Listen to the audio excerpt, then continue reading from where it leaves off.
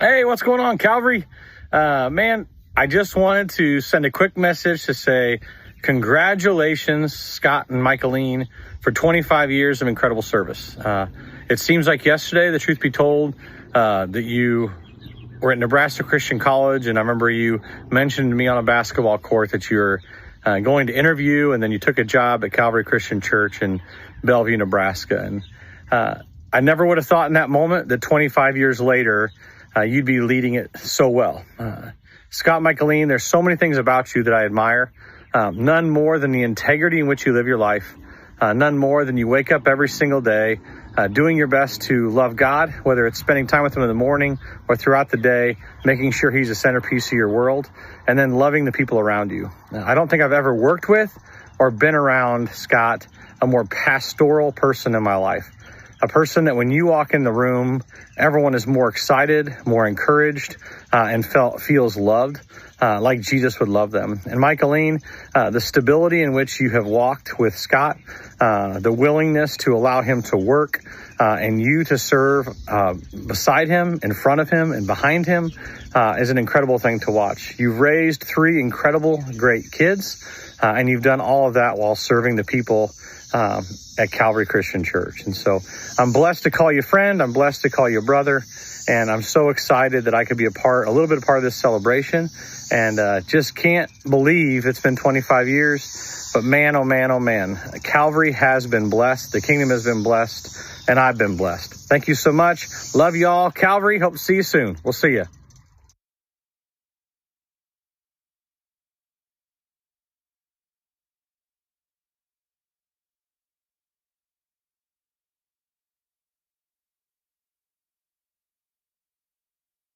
Good morning, Calvary family. Welcome in those of you at the Shadow Lake campus and those that may be joining from Heritage Ridge or watching online. My name's Scott Wellman. I'm one of the former elders here, and I've been looking forward to this day for a couple of months. I have the privilege of introducing the guest speaker this morning, and what a morning it is as we get to celebrate Scott and Michalene. Their heart for the Lord, their heart for Calvary, and for those who don't yet know Jesus. Wanted to give you a little bit of information about our guest speaker. His name is Cal Jernigan. I had the opportunity to meet Cal on a trip that I was able to take to Israel back in 2019. Scott Beckenhauer was involved in that trip, as well as another couple from the church. But I got to know Cal a little bit there and his wonderful wife, Lisa. Cal has been in ministry almost 50 years. He spent 38 years at Central Christian Church in Arizona. They're a fairly large church. They work in the Phoenix municipal area. They have 5 different campuses there. And as I said, Cal has been serving as lead pastor for the last 25 years. But we're really thrilled to have him with us today. Scott's mentioned in the past about his covenant group and what a support system they have been for him. Cal leads up that support group. And so we are just thrilled that he was able to take time out of his schedule to join us today and help us celebrate this very special occasion. Cal, come on up.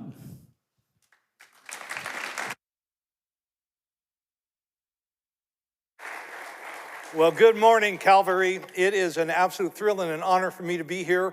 And this is a very, very special day. And I have known of your church forever. I have never been able to be here because I have never been invited by Scott. So this, Scott, I want to say thank you for the invitation. I was asked to come today because this is a very, very special day. And I just want to say something about your pastor. Your pastor has been in my life for 13 years, so I'll explain that in a little bit. But on several of our key occasions as a church, in 2019, we celebrated 60 years as a church, and we rented out Chase Field, which is where the Diamondbacks play, and had just a glorious celebration of our 60 years, and Scott was there. Earlier this spring, I announced that I'm going to step away from the position I currently hold in a year and named a successor, and Scott was there on that occasion. So I'm just seriously thrilled to be here. You guys have a fantastic church, have a great reputation, and honored beyond measure that I get to be a part of this. But I want to say something. I'm going to ask you to repeat after me. It's going to seem weird, but just do this. We are not here to celebrate Scott Beckenhauer as our senior pastor. Okay, no, you go, well, that's goofy. Why would we do that? We are not here to celebrate Scott Beckenhauer. We are here to celebrate Scott and Michalene Beckenhauer as the 25 years have gone by. It's really, really important that we stop and we understand this. See, the problem is for so many pastors is all the attention's on them, and there's a whole backstory that most people have no idea. Here's what I've discovered after all the years that I've been in ministry. If you find a successful pastor, you can almost always guarantee there's two things. There's a surprise mother-in-law, and there is a woman who is dedicated to the success of that person and makes so many things happen. I know Scott really well, and I love Scott, and I'm going to poke fun at Scott, but I'm telling you, Scott couldn't do this on his own. Can I get an amen from anybody who knows this guy, right? Without Michalene being at his side, none of this would have ever happened. And so I think the thing that's so important is that none of this goes forward without us acknowledging the crucial role that Michalene plays. So I've said this every service. We want you to know that we know, we appreciate, we see you, we value you. You are a treasure to this church, and not everybody understands that, but I'm telling you, we get it. So bless. Can we give it up for her?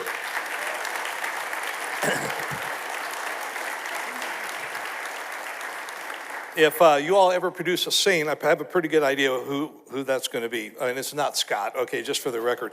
Let me explain my relationship with Scott. And it goes back about 13 years in a really, really weird situation. So here's the deal. So I pastor this church in Arizona. I've been doing this for a long time.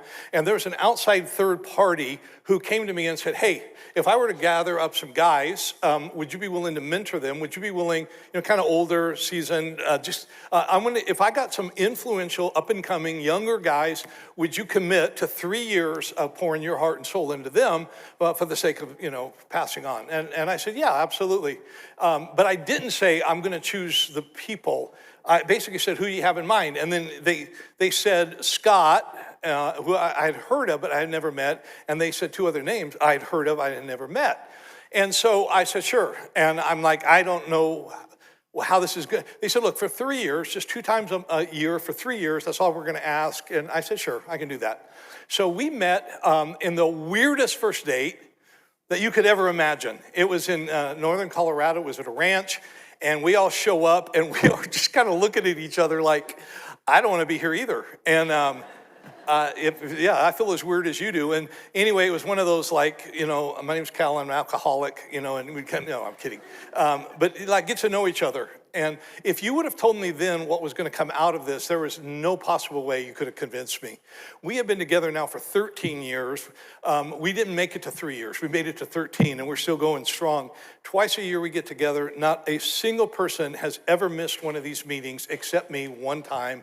And it is a truly remarkable thing. I know that the boys are talking when my phone starts vibrating on my wrist, texting each other all the time. Life wouldn't be life if we didn't just. And here's the problem, you don't maybe know, most pastors don't have anything like that at all. They're just doing their thing, doing it on their own. And when a crisis hits, there's no one to talk to. And I got to tell you, I am a better leader because of your pastor, because I have talked to him when I'm in a crisis. He's talked to me, and we've talked each other off the ledge, this entire group. But your church, your leadership is so sharp. I want to tell you what they did. They got in touch with the other guys in this group. So Scott and I are 2 of the guys in this group. They got a hold of the other 5 and said, hey, would you shoot a quick video just to say, hey, way to go, the 2 of you. And so I have the privilege now of throwing you to this video. The first guy you're going to see pastors a church of about 5,000 people in Tucson, Arizona. He is not Smokey the Bear. I just need to tell you that because when you see him, you're going to think you're looking at Smokey. You'll see here. Well, hey, Scott, I'm so excited today. They're celebrating you, bro. You are one of my best friends on the planet Earth. The amount of laughter that you and I've had is unbelievable. But the amount of walking through life together at the right times, the tough times, All the celebratory times has been one of my favorite things about our friendship. So, bro, I hope today you revel in the fact that there's a whole bunch of people celebrating you because you've made an incredible eternal impact for the kingdom. So, bro, know I love you. I cannot wait to celebrate and be with you soon. But I know this, that it is well-deserved that you are one of the most faithful servants that I know in the kingdom. And I tell people all the time, one of the greatest leaders in the country that just keeps plugging away and doing what God has called you to do. Cannot wait to see what the future holds, bro. Love you. Have a great day today being celebrated. We'll see you soon. Hey, Scott, happy anniversary. 25 years in the same place. There's not too many people that can say they've been in the same place that many years and done so many incredible things. Man, I'm super proud of you. I wish I could be there to celebrate with you, but I just wanted to say thanks for saying yes 13 years ago to Cal and to the rest of the guys, to be in our pastors group together. It has been an incredible ride, and it has been so encouraging and helpful to me. And I want you to know, bro, just as a friend, you've been one of the most encouraging, one of the most fun. And I would say this, you've probably been the best example to me of what it looks like to lead like Jesus. Man, I'm proud of you. I'm thankful for you. And I hope you have an incredible celebration. Scott Beckenhauer, this is Chris Vandalen from Cornerstone Christian Church in Shiloh, Illinois. Man, I am thrilled to celebrate today 25 years of faithful leadership at Calvary. What an incredible, monumental accomplishment. Your ministry as pastor at Calvary is a young adult. That's incredible. Man, I want to just thank you for most of those 25 years I've known you. And I've been able to look up to you as a leader, first in youth ministry, now in preaching ministry, and then later just as a man of God, as a communicator of God's truth, as an incredible father and husband. And dude, I am so grateful for your life and what you've modeled for all these years. You are such a genuine and caring person, and it comes through in every area of your ministry and in your preaching. And I'm personally blessed to be in a cabin group with you, with other pastors.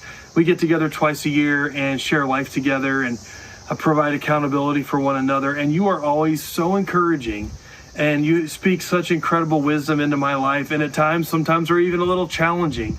And I mean, I'm so grateful for you and what you mean to my life, both on a personal level and what I'm able to model in my ministry after how you lead. And such integrity, such character, such genuine authenticity. I'm so grateful for you, Scott. Love you, man. And I just want to celebrate with you what an incredible accomplishment today is. Congratulations. Happy anniversary. Well, Scott, congratulations on 25 years. That's incredible. There's two things I think about when I think about you. Number one is you have a deep love for people. And I have seen this play out in numerous ways. First and foremost, the way that you talk about your family, you can just tell how much they mean to you, how much these relationships matter to you. The way you talk about your church, I've seen how much this matters to you. It's way more than a job to you. And number three, the way that you've been there for me and the words of encouragement and the prayers that you've offered to me in my own seasons of difficulty. You have a deep love for people. I've watched you cry over relationships and how much they mean to you, and that is truly remarkable. But I would pair that with the second thing that I love about you is you have an absolute joy about you. You love to laugh. And Scott, every time I'm with you, we are laughing. And I love this about you. I love the joy that you bring. There's so many memories I have with you that just make me chuckle, like when we brought Danielle Strickland into our group and got to meet her for the first time. And I'll never think about you meeting her without laughing, because there's just so much joy around that. And so I think these are two amazing things that you bring to the table, and you bring them both very well. So well done on 25 years. Can't wait to see what God does next in your life. Hey, Scott, Michalene, it's Chris and Hannah Rusin from Phoenix. How you guys doing? Wow. Hey, just want to say congratulations, 25 years. That's amazing. Incredible. You and Michalene, we're so proud of both of you guys and all that God has used you to do and accomplish for his kingdom, and just blown away at your faithfulness. So impressed by you guys. Absolutely. Just an honor to call you guys friends and just partners in ministry. And so from Lincoln Heights Christian Church in Phoenix and from Chris and Hannah Rusin, we love you both. Congratulations. Congratulations. Peace. Bye. All right. Well, those are the boys in the band. And This is the deal. We started with 3, and then word kind of got out, and other guys asked, could we become a part of that? And so it expanded, and then we reached the 7. And we said, that's it. And we've been, I don't know how many years, just at 7, but it's an incredible, incredible thing. Now, I'm going to circle back because I want to make sure that I repeat something I've already said because I think it's really important. I know Scott far better than I know Michalene. I've spent far more time with Scott, as those guys have, but we all are acknowledging, and this is what I've learned after all the years I've done ministry, so we can talk about the family of the guy that's the pastor, we can talk about his family, it's very important, his parents, very important. Nobody is more important than his spouse. If a spouse does not want their husband to succeed in the ministry, he will not succeed in the ministry. They have tremendous ability to encourage, to support, to defend, to heal, to comfort, and that's what I'm trying to say. We got to make sure that even in the illustrations I'm going to use, I know Scott, and I just need you to understand. I get it. I want to make sure you get it. But again, why me? Why am I here? Here's what I hope to do in the next few minutes, okay? I hope to bring a perspective of the ministry of being a pastor that you're never going to hear. You're just typically never going to hear this. I'm going to tell you some things that I don't think Scott would ever tell you. I'm going to share some things I don't think he could tell you. I'm not going to tell stories on Scott per se, but I want to help you to understand the role that Scott and Michalene are playing in this church's life. Things that you probably have never stopped to think about. And see, Scott and I have a lot of things in common. Well, I was a youth pastor before I did this. He was a youth pastor. I got asked at the same church. I just celebrated 25 years. He's celebrating 25 years. A lot of, big church, same commitment, there's so many similarities. But the truth of the matter is it's a different job than you think it is. And I want to try, like I said, to bring it. What you maybe don't realize is what's happening today is truly remarkable. It's not like it doesn't happen anywhere else. It does happen, but it's not happening nearly as often as it used to happen. Like this, you're celebrating 25 years that these two people have been faithfully committed to you as a church. Now listen, here's what you got to understand. It's getting harder and harder to find a couple that has been faithful to each other for 25 years that are pastoring a church. You understand what I just said? It's the days we're living in. 25 years of a successful marriage is a big deal now.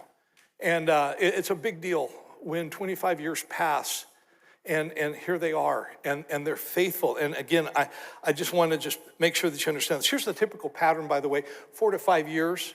4 to 5 years, one of two things happen. The church runs the pastor out, or the pastor chooses to self-select out. The church runs the pastor out because they weren't what they wanted. We'll talk about that in a minute. Or they just go, you know what? I've expired my bag of tricks. I've gone through I've used all the sermons I've written. I've done all the leadership plays I know how to play, and it's just easier to leave than to stay put. When you stay put, you have to work through things that you don't have to work through when you move. And again, I've been in the church I'm at for 38 years. Trust me, I get this. You see, when you stay put, you make a commitment to say, like, you know what? I'm going to do my best to be faithful to you, regardless of what you are to me. Again, let that soak in. Now, don't speak out loud, okay, because I don't want to get you in trouble. But anybody here married? Don't speak out loud. Just go, You married? How many of you don't speak out loud, how many of you are married to the perfect person? How many of you would say you have a perfect marriage? See, the truth of the matter is that when you're in a relationship, it's not perfect, but you're committed, and you say, I'm going to be in here no matter what. Being in love means that I know I'm imperfect and I'm flawed, and I know my wife is imperfect and flawed, and I've been married to her for 46 years. And it's not, I didn't marry the perfect person, but together we've made a commitment. We're going to stick this out, and I love my wife. And I feel very, very privileged to be there. Staying put, though, is hard, because here's what you don't realize that he's had to deal with. He's had to deal with all kinds of problems in this church that you never even heard about. He's had to resolve issues and personal conflicts with people that never got out, that you didn't hear. And again, I'm not speaking about specific people. I'm just telling you, what you don't understand is it's heartbreaking when you're the pastor of a church and some family that you have loved and poured you baptized their kids, you married them before they had kids, and then they come up to you one day and they say something like this, hey, it's not personal, but we're leaving. What do you mean you're leaving? Yeah, we're going to go down. I don't know which way I pointed. I'm not referencing any church over there, wherever there is. We're going to go down the street because we heard they have a better something. And you go, you're going to leave? Yeah. You don't know what it's like when you have poured your heart into a staff and then you find out something happened that just devastates you, so disappoints you. And you want so badly to tell the church the whole story, but that's not the high road. The high road is just go, yeah, and then people get mad at you because they blame you. And you know there's a whole bunch of this you don't know, but I can't tell you because it would not be honorable. It's really hard to stay put. And you have a pastor and his wife that have stayed put. And so often what happens is instead of going deep together, a church and a pastor decide let's go shallow alone. Let's go apart and go our route. Well, anyway, they've gone deep with you. Let me ask you a question that I doubt you ever really thought about, but let me just encourage you. Why would anyone go into the ministry? Why do you go into the ministry? You ever think about this? I would just ask you, why would, I know, I want to go into the ministry because I want to make a lot of money. I want to get rich, so I'm going to choose the ministry. Nobody chooses the ministry to get rich. I want to stand up and tell people what to do. Yeah, you see how long that works. I just need a job. I don't care. If you want me to preach, I'll preach. I just need to get paid. Nobody goes into the ministry for any of those. You know why somebody goes into the ministry? Because God taps them on the shoulder and says, I need you. I made you. I gifted you. I want to ask you to serve me. You see, you go into the ministry because you sense God's wanting you to go into this. And you go in there, and it's not like, oh boy, I get to be in the ministry.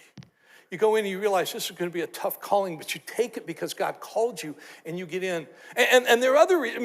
Maybe I love the Word of God and I love teaching. Or maybe it's just, I just love God and I just want to serve God. Or maybe I just love people and I want to serve people. But here's what invariably happens is that you get in the ministry and it starts looking different than you thought it would look. Now, I need to explain something. I mean this from the bottom of my heart. I love the ministry. I love my life. I cannot believe in Scott. I live this unbelievable life. I would never want to do anything else. I am so grateful with how the story has turned out. But I'm telling you, it's not come without some suffering. And it's not come without some pain. And it's been difficult. In fact, let me just share with you 3 things that any pastor that goes into the ministry soon discovers. Okay, and I'll go quick. Number 1, this is the first one. Measuring up to Jesus is impossible. And what do I mean by that? You see, you're going into the ministry because you want to help people to see Jesus, which means that you got to kind of look like him. You got to kind of act like him. You got to kind of have his way of thinking. Now let me explain. So let me show you scripture. Okay, 1 John 2:6. Whoever claims to live in him must live as Jesus did. Now, can I point something out that you probably never thought about? That's true for everyone in this room. It's everyone on the campuses, everyone online. If you're going to walk with Jesus, you're supposed to walk and look like him. But you know what we do? We expect more out of the pastor, right? Yeah, we're trying. And if we fail, we're quick to write it off. But when he fails or they fail, it's just this weird psychological thing. When Paul was teaching Timothy, his kind of mentee, and he said, listen, and this is what he said. Let me read you his words. Set an example for the believers in speech, in conduct, in love, in faith, and in purity. And then he went on to say, look, follow me as I follow Christ. In other words, just do what I do, go where I go, think what I think, say what I say, be who I am. But I just want you to understand something. That puts a lot of pressure on a person when you get measured up to Jesus. Now let me point something out, a human tendency. If you're having problems in your marriage and you're having a disagreement with your spouse, and you're talking about, you know what you never do? You know what you always do? You know how the language goes, right? Am I the only one? Please tell me I'm not the only one. But you know, your spouse saying, well, you know what you never, you always, whatever. You know what you invariably want to do? Now listen carefully, it's important. You want to throw somebody into the mix who you know you're better than. In other words, oh, what? You want me to be like Bob? You know Bob, the guy that drinks all the time? Bob, the fish?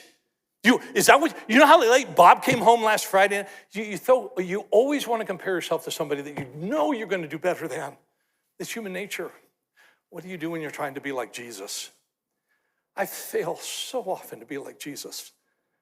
And you just go, And you know what? I can beat myself up. He can beat himself up. They can beat themselves up. It's hard. I don't do real well at being like Jesus. Here's the second one that's really hard is measuring up to people's expectations of you as a pastor. I don't know what you have, but I guarantee you, you have expectations of these too. Because all I have to ask you is the question, what would they do to disappoint you? Well, I would be disappointed if, and then you could fill in the blanks. You have expectations that they won't do that to you. But the problem is everybody wants a perfect pastor. And the reality is being a perfect pastor is like a non-issue. It's not a real thing. But we want the perfect pastor. In fact, somebody, I don't know who to credit this to. I didn't write this. Somebody wrote out the qualifications of a perfect pastor. Let me share with you what they've discovered. Okay, you ready? The perfect pastor preaches exactly 10 minutes. I've already disqualified myself. I'm a failure, all right? The perfect pastor roundly condemns sin, but never hurts anyone's feelings. The perfect pastor works from 8 a.m. until midnight and is also the church janitor. The perfect pastor makes $40 a week, wears nice clothes, drives a nice car, buys good books, and donates $30 a week to the church. He is 29 years old and he has 40 years of experience. Above all, he is handsome. The perfect pastor has a burning desire to work with youth and teenagers, and he spends most of his time with senior citizens in the church.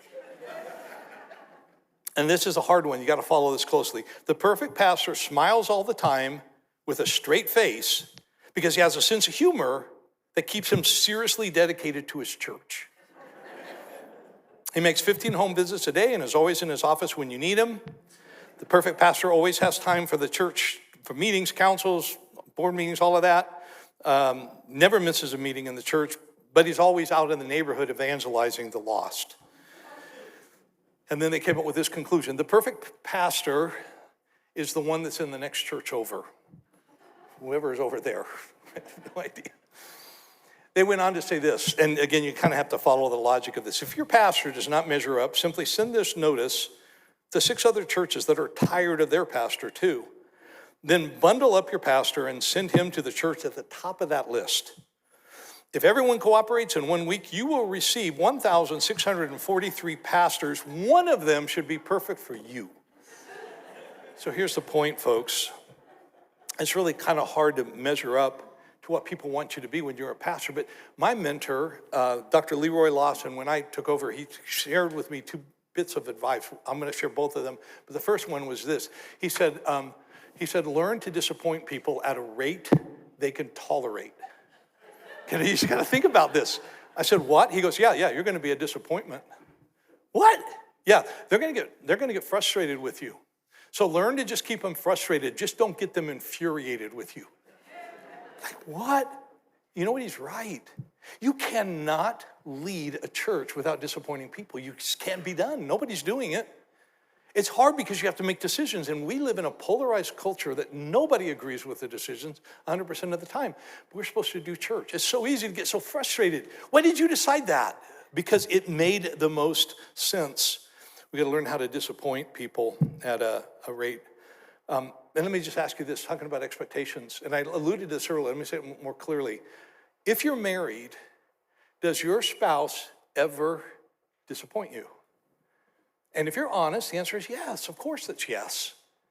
Do you give up on it? Do you quit? Do you walk away? Do you go have an affair because I was disappointed? Of course not. You go, you know what? I'm an imperfect person. You're an imperfect person. Let's see what we can do to make something. That is the way it works. So you don't have a perfect pastor, nor does my church, and nor does any church. Here's a third one I'll tell you about. Why does anyone go into the ministry? The ministry takes more patience than you have probably ever given any thought to. It takes more. You know what makes the ministry so difficult to be in? People. It would be fantastic if there were no people and you could just do church. But you can't do church. People are what makes it so difficult. It's so difficult. It's so challenging because people are so hard to please. I want to take you on a journey here. I want to preach a passage. I want to show you something in the Bible that Scott would never show you. See, I can come here and I can say things Scott won't. I can say things that he just, but you know what? I want to show you a passage that you probably never heard in the Bible. And I want to tell you what, this passage is like, it takes a lot of courage for me to come here and share this. It doesn't take any courage. It takes courage for me to say this to my people. So I'm going to say it to you, and then I'm going to invite Scott to come say it to my people, and then we're going to get it. Okay, that's how it's going to work. Numbers 11 is a passage you probably have never paid attention to. I just want to show you Numbers 11. You want to know what's so difficult about being in the ministry? The first thing I need to tell you about this passage, it has to do with Moses. Here's what you need to understand. Moses didn't want the job. Did you know that? Moses didn't want the job. God appears to Moses in a burning bush. He says, I want you to go down, and I want you to set my people free. And Moses goes, I can't talk. I get my tongue tangled, and it just never comes out right. And he gives all these excuses, and God says, none of that matters. I want you to go down and set my people free. And if you know the story of the 10 plagues and all that, and he's reluctant, and Aaron will be your mouthpiece, and he's just fine. He's the most reluctant. You need to understand this. He didn't want the job. But God goes, I want you, and you're prepared, and I got you ready. So he goes down, and here's what you need to understand, by the way, if you don't know. He's supposed to lead the people out of Egypt into the promised land. You know how many days of a walk that is? 11 days. If you walk at a pace that a crowd could move, 11 days. It's an 11-day journey. 11 days. You know how long it took? 40 years. You know why? People. If you didn't have any people, you could just get it done. But people, okay? And here's what you need to realize. Why did it take 40 years? Because of people. Why? Because people couldn't get it through their head what God was trying to tell them. And God just goes, well, you're going to wander around here until you figure it out. And that's how long it took. Now, let me read to you Numbers chapter 11. I'm going to begin with verse 1. If you have a Bible, just follow along. I'll stop and I'll just make some explanations. I'm going to go fast, okay? So buckle up. Here we go. Ready? Now, the people complained about their hardships. They're on the journey. They're in the wilderness. They're going to the 11 days. The people complained about their hardship in the hearing of the Lord, and when he heard them, his anger was aroused. Do you ever think God ever gets mad when we gripe? Then the fire of the Lord burned among them and consumed some of the outskirts of the camp. Okay, can we just, that's awesome. You see, the people are griping, and God just goes, that's it. Do it again, God. Do it again. Do it again, all right? All right. Then fire of the Lord burned from among them, consumed some of the outskirts of the camp. When the people cried out to Moses, he prayed to the Lord, and the fire died down. And so that place was called Taberah because fire from the Lord had burned among them. In other words, they gripe. God gets angry. Fire, Moses, please tell him to stop. Moses, please stop. It's all good, okay? Moses is just doing Moses stuff, all right? He's doing what he's supposed to do. Keep going to the next section. I love this. It says, the rabble with them began to crave other food. The rabble. Isn't that awesome? I love that word, rabble. It's one of my favorite words. You've heard of a rabble rouser? This is an instigator. This is somebody who wants to stir up trouble. The rabble, they started griping more. Okay, God already burned the house. Now they're griping. And the way they complain, they're complaining about the food. You know what the food is? It's called manna. It's like frosted flakes. It falls from the sky. It just, you pick it up and eat it, all right? It's this thing. Anyway, let me read to you, okay? The rabble with them began to crave other food. And again, the Israelites started wailing and said, if only we had meat to eat. We remember the fish we ate in Egypt at no cost. Also the cucumbers, the melons, the leeks, the onions, and the garlic. But now we have lost our appetite. We never see anything but this manna. Now you got to remember, they were in prison in Egypt, 400 years of captivity. They pleaded with God, get us out of here. And God sends a rescuer, a deliverer, a Moses to get them out. And they're out. And all they can do now is gripe about the food that they're eating. All right? So it says that they were wailing. They started wailing and said, what does that even mean? How do you wail? I think it's the wrong word for us to understand. Here's the word. They started whining. You ever find yourself whining? Whining is when you're complaining about what is and what it should be, and it's not what it should be. It is what it is, and you think it's not good, and you just start, and so you're just like letting all your discontent come out. And here's the thing about whining. Whining can't be done without a certain voice. You can't whine in your normal voice. Have you ever noticed this? When you whine, you change your voice inflection. So let me read it to you with it in a whiny voice. You want to know what Moses had to hear? Moses didn't hear what you just heard. This is what Moses heard. The rabble began to crave other food, and again, they started wailing, they started whining, and they said, if only we had meat to eat. That's whining, right? We remember the fish we ate in Egypt, and it was at no cost. And also the cucumbers, the melons, the leek, the onions, the garlic. Oh, it was so good. But now we have lost our appetite because we've never seen anything but this manna. Oh, if I were God, no problem now, right? And in all fairness, it says the manna was like coriander seed and looked like resin. Okay, not the most appealing, all right? The people went around gathering it, and then they ground it in a hand mill and crushed it with a mortar. They cooked it in a pot or made it into loaves. It tasted something like something made with olive oil. When the dew settled on the camp at night, the manna also came down. So here's what you got to understand. God just provided. They didn't have to plant it.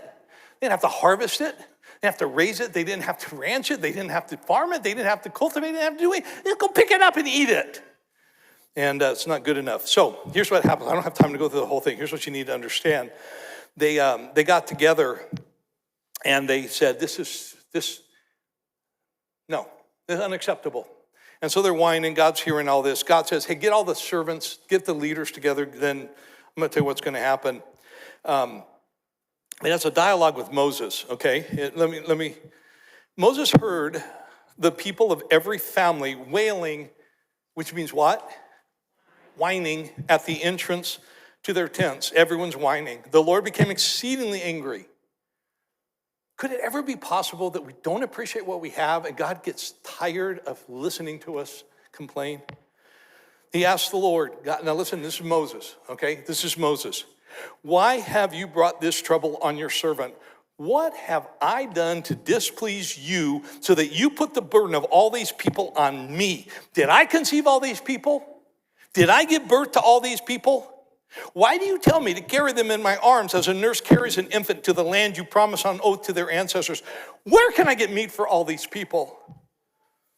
I cannot carry all these people by myself. The burden is too heavy on me. If this is how you're going to treat me, please just go ahead and kill me. I'm just reading the Bible. If I have found favor in your eyes, do not let me face my own ruin. God, I can't do this. And God goes, okay, fair point. That's when he said, get the leaders together.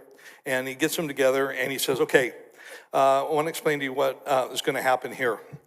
Have them come to the tent of meeting, that they may stand there with you. I'm going to come down and speak with you, and I'm going to take some of the power. So tell the people, all right, consecrate yourself, all right, in preparation for tomorrow, because tomorrow you're going to get to eat meat. You're going, what? Yeah, we're going to give you meat. Yay, God, you heard us. You heard our complaint. Yay, we're all excited. And the Lord heard you when you wailed, whined. If only we had meat to eat. We were better off in Egypt. And now the Lord will give you meat, and you will eat it. You will not eat it for just 1 day or 2 days or 5, 10, or 20 days, but for a whole month until it comes out your nostrils and you loathe it. I'm reading the Bible here, folks, because you have rejected the Lord who is among you, and you have whined before him, saying, why did we ever leave Egypt? So why did we just go through this? Let me ask you a simple question. Is this a job you want? You want to be Moses? You want to lead the people? But where would the people be without Moses? God needed a Moses. God needed a leader. And one of the things that's so hard is sometimes in being a leader, you got to do the right thing when the wrong thing would feel so much better. When somebody says something and you know you could shut them down so fast by just saying something snarky that you know is true that would hurt them, and you just swallow your tongue and you just go, no, not going to say that. It's really hard because people can become disappointed in you so easily. But there was one guy, by the way, I was reading about this guy. He told his wife, he said, I'm not going back to church. She said, what? No, I'm done. And she was curious. She said, well, why are you so? He said, I've had it with those people. Well, what's up? I don't like them. I don't like those people. Why don't you like? Because they're mean. Why are they? Because they say stuff. They talk about me behind my back. They're so judgmental. They're just so condescending. And the truth of the matter is, I don't like them, and they don't like me, and I'm not going back. And she said, honey, you're going back. He said, I'm not. Honey, you're their pastor. You're going back. I don't know what you think this role is, but it's probably a little harder. Hebrews 13:17 says, have confidence in your leaders and submit to their authority because they keep watch over you as those who must give an account. Do this so that their work will be a joy, not a burden, for that would be of no benefit to you. Do you understand when you allow your pastors to lead with joy, you're blessing them and you're blessing God? Now let me finish this message. I want to share with you just a couple of thoughts to close. I think you guys have fantastic leadership in this church. I've spent time with your board. I've spent on several occasions. I've been with your board. We've sat and talked, and we've just talked church, and I've spent hours and hours with Scott. I think you guys are blessed. But can I tell you what's wrong with being blessed with really, really good leadership? I'm going to tell you three things that you need to understand. Number one, really, really good leadership is invisible. What does that mean? Really, really good leadership just gets things done. Really, really good leadership just blends in. You have really, really good leadership when the doors are open, when you expected them to be open, when the lights are on and the air conditioning is on and this thing is that and this, and they made arrangements for somebody to speak to. You got all kinds of people doing all kinds of things, and guess what? Really good leadership just blends in. You know what you notice immediately? Really bad leadership.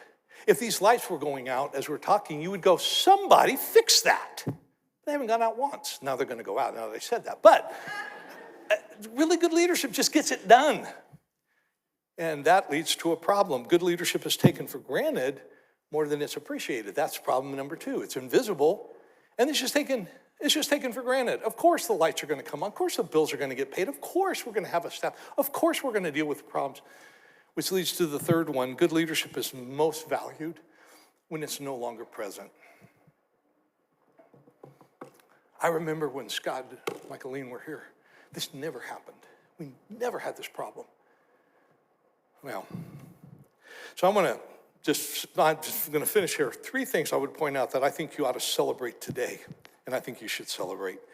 First is Scott and Michalene's faithfulness. You know what?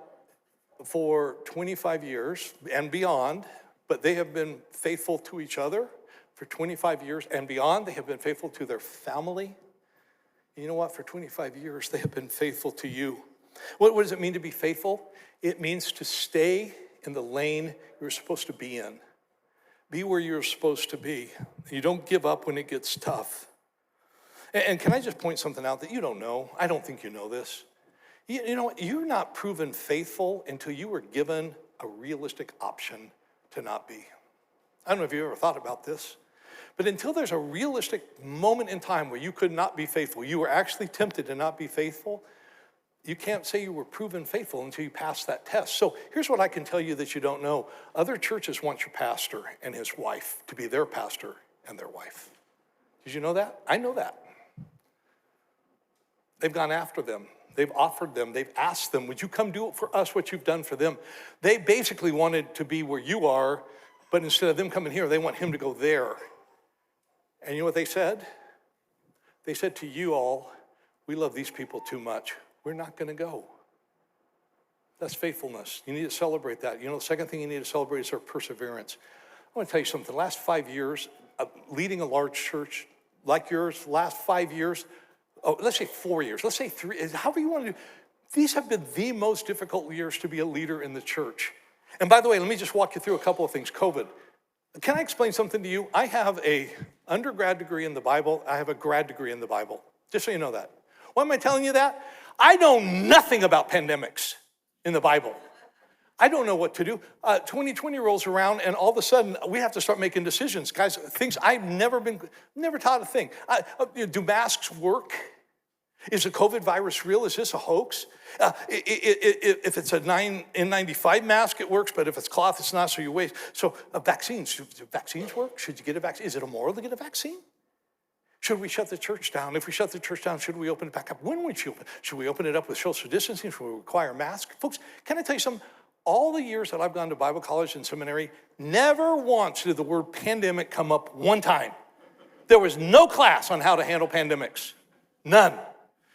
But But I found myself thrust in the middle of it, just as your pastor got thrust in the middle of it. And we were on the phone talking, going, I don't know. What do you think? I don't know. We don't know. We're just going to lead the best we know how to lead. Hard. You know what came 2 months after the pandemic? Do you remember what happened 2 months after the pandemic shut your church down? George Floyd happened. And now we got racism flaring as a country again. We got all kinds of stuff going on. You can't duck that. You can't avoid it. You have to deal with it. It's going to find you if you want to try to avoid it. You got to comment. You know what came right after George Floyd? There was this election in our country. It was probably people you never heard of. It was a guy named Joe Biden and another guy named Donald Trump. And it was a presidential. Did you remember this in 2020? And that all went really well. Because there was a celebration in January on the 6th. And it was like, oh, it's the greatest celebration our country's ever seen. You know what followed that? 4 years or 3 years, however you want to count time, of economic upheaval. It's so good, it's so bad. 21, great. 22, horrible. 23, not bad. 22, 24, yeah. You know what followed that? A thing that we had never talked about before, and I don't know if you've spent any time, I've actually preached sermons on this, a thing called deconstruction, where people are saying, you know what? I was told these things are important and character matters and all this, and all of a sudden I've just seen the church it doesn't care about anything it says it's cared about. There are a lot of people walked away from their faith. They said, it just made me sick watching what happened, how people compromised. Folks, here's what I need you to understand. It is hard to stay put, but they've persevered. They've stayed with you. They've been faithful to you. And by the way, the Hartford Institute for Religions Research stated in January of this year that their studies indicate that more than half of all pastors, 53%, have thought about leaving the ministry since 2020. 44% have seriously thought about leaving the ministry. But your pastor didn't leave. And you need to appreciate and celebrate the joyfulness of which they've done this ministry. Because Jeremy was right. Man, these guys laugh, they have fun. Scott cannot walk into a room without lighting it up, without caring about you, without caring about, passionately, honestly, truly, authentically caring. Every room, I could just echo what was said. We have laughed so much. And sometimes it's like, knock it off, we got business to do. But this guy loves life.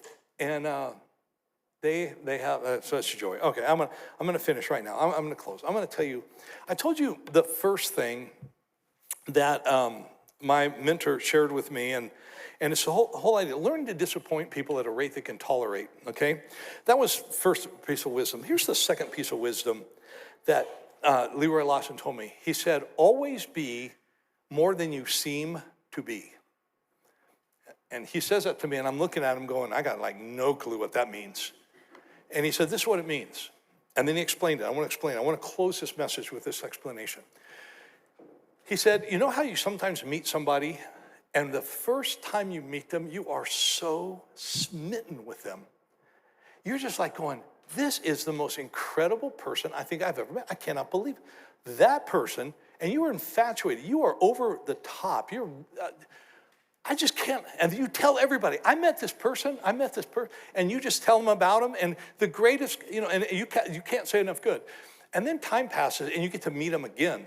And the second time you meet them, you're impressed with them, but there's something nagging inside of you, because you're going, what?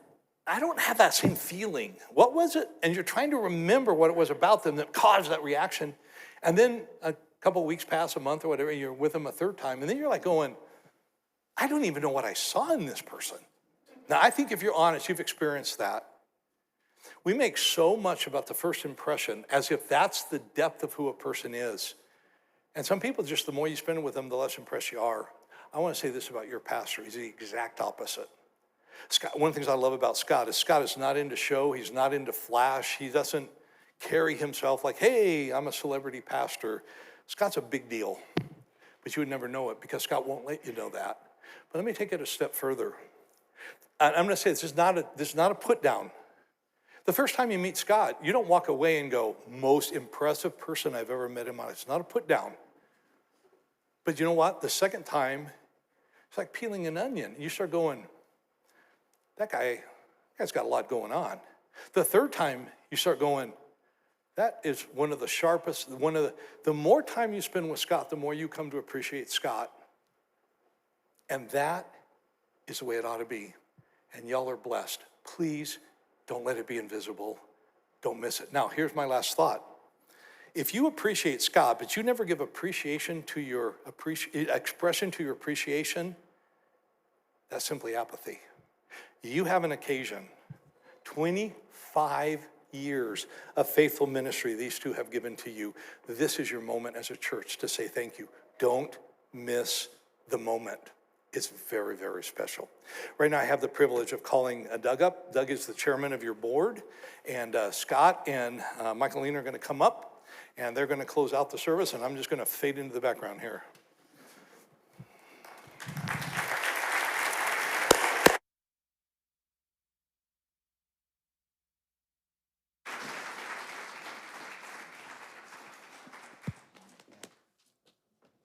Scott, Michalene, it's great to be able to celebrate with you both this morning and celebrate you both this morning. Church, you know, we often, they lead us in celebration.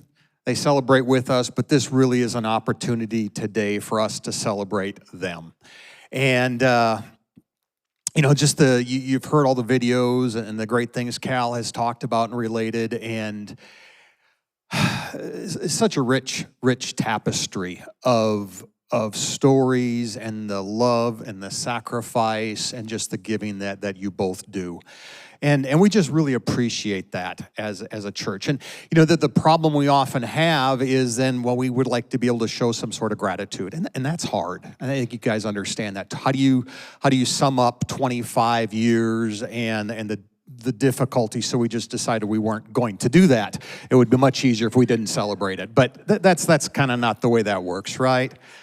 And so, you know, from the elders, from the staff, from the church family, and I say family because you treat us all as family, you know, and that's from the person who's been here, you know, for 20 years to that new person that walks through the door that it's kind of, I don't know if I want to be here. This is not my safe place. I'm a little squeamish about this, you know.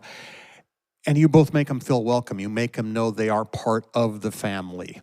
And so we know your own family is starting to disperse a little bit as they get a little bit older, and that's a hard thing. Remember, the goal is successful launch. You're right. But you know, just kind of give you a token of appreciation and gratitude for what you've done. That hopefully will help you make some more family memories in that, and we appreciate that. Thank you. Yes, please.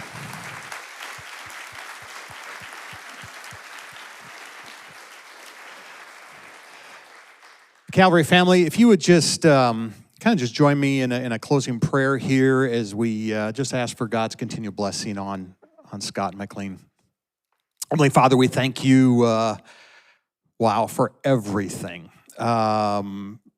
Just that have brought this all together. We thank you for the gift of Scott and Michalene to Calvary and what they have done for so many. All those ones out there that they have brought to you. Your instruction to us continually is to love one another, whether that's hard or easy, and they have done that. More so, they have emboldened the rest of us. They have taught the rest of us to go and love one another.